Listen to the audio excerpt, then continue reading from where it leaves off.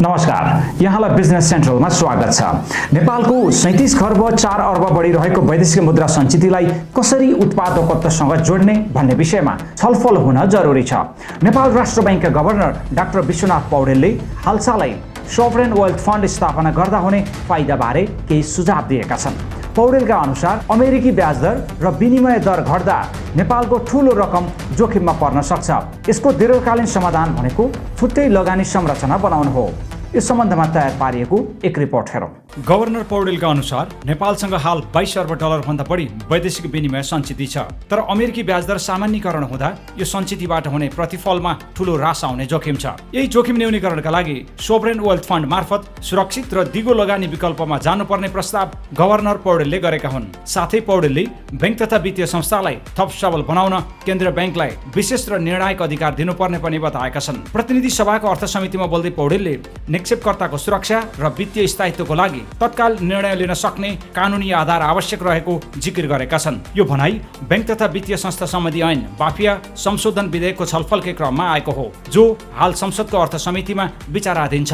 उक्त विधेयकले बैंकर र व्यवसायीलाई छुट्याउने र उल्लेख्य स्वामित्वको सीमा घटाउने प्रस्ताव गरेको छ। के सोभरेन वेल्थ फन्डले साँच्चै नेपाललाई फाइदा दिन्छ या दिन्न त? बहस पेचिलो बन्दैछ। अब केही विश्वव्यापी अभ्यास पनि हेरौँ। आर्थिक छलाङ मारेको नर्वेले उत्तर सागरको तेल आम्दानीबाट सन् 1990 मा सोभरेन वेल्थ फन्ड स्थापना गरेको थियो। आज यो फन्डको सम्पत्ति झन्डै 1.8 खर्ब डलर पुगिसकेको छ, जुन नर्वेको कुल अर्थतन्त्र भन्दा पनि ठूलो हिस्सा हो। नर्वेले अर्थतन्त्र बलियो बनाउन लिएको यो निर्णयले तेलको मूल्य घटबढबाट अर्थतन्त्रलाई जोगाउने र भविष्यका पुस्ताका लागि बचत निर्माण गर्ने बाटो तय गर्यो। हामीले अर्को उदाहरण सिङ्गापुरको हेर्न सक्छौँ। सिङ्गापुरको केन्द्रीय बैंक मोनेटरी अथोरिटी अफ सिङ्गापुरले व्यापार बचतबाट जम्मा भएको अतिरिक्त वैदेशिक विनिमय सञ्चित समय समयमा आफ्नो सोभरेन वेल्थ फन्ड GIC मा जम्मा गरेर बढी प्रतिफल दिने कम्पनीमा लगानी गर्छ। यो मोडेल ठ्याक्कै गभर्नर पौडेलले प्रस्ताव गरे जस्तै हो। केन्द्रीय बैंकको साधारण सञ्चित भन्दा छुट्टै जोखिम लिन सक्ने यो यस्तो फन्डको संरचना हाल विश्वभरि 90 भन्दा बढी देशले सञ्चालन गरिरहेका छन्, जसको कुल सम्पत्ति 12 खर्ब डलर भन्दा बढी पुगिसकेको छ। साउदी अरेबियाको पब्लिक इन्भेस्टमेन्ट फन्ड र चीनको इन्भेस्टमेन्ट कर्पोरेसनले समेत आफ्ना सञ्चितलाई पूर्वाधार र दीर्घकालीन उत्पादनशील क्षेत्रमा लगानी गरेर मुलुकको आर्थिक रूपान्तरणमा प्रयोग गरिरहेका छन्। द बिजनेस सेन्ट्रलका लागि आरसी रेग्मी, काठमाडौँ। विज्ञहरूका अनुसार नेपालको सीमित सञ्चित र साना अर्थतन्त्रको हिसाबले ठूलो जोखिम लिनु उचित नहोला।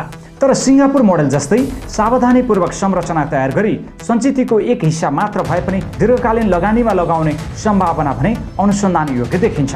बाफिया संशोधन विधेयक र सोभरेन वेल्थ फन्डको प्रस्ताव दुवै नेपालको वित्तीय प्रणालीलाई थप सुदृढ बनाउने दिशामा उठेका छलफल हुन्।